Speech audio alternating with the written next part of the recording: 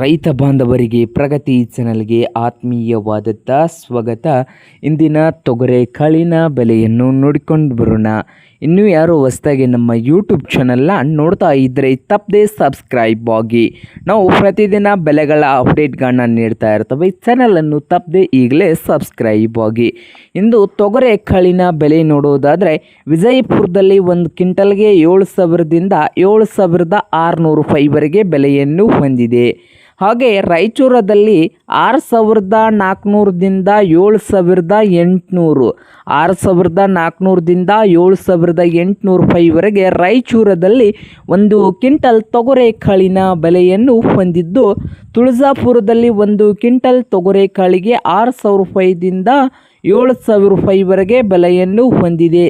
ಕಲಬುರಗಿಯಲ್ಲಿ ನೋಡೋದಾದರೆ 6,000ದಿಂದ 8,000 6,000ದಿಂದ 8,000 ರೂಪಾಯಿವರೆಗೆ ಒಂದು ಕ್ವಿಂಟಲ್ಗೆ ತೊಗರೆ ಕಾಳಿನ ಬೆಲೆಯನ್ನು ಹೊಂದಿದೆ.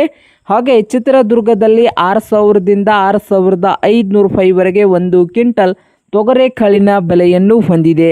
ಮಾರುಕಟ್ಟೆ ದರ ಬಂದು ಉತ್ತಮ ಕ್ವಾಲಿಟಿ ಹಾಗೆ ಅದರ ಕಾಳಿನ ಮೇಲೆ ರೇಟು ಡಿಪೆಂಡ್ಸ್ ಆಗುತ್ತದೆ ನೋಡಿ ರೈತ ಬಾಂಧವರೇ.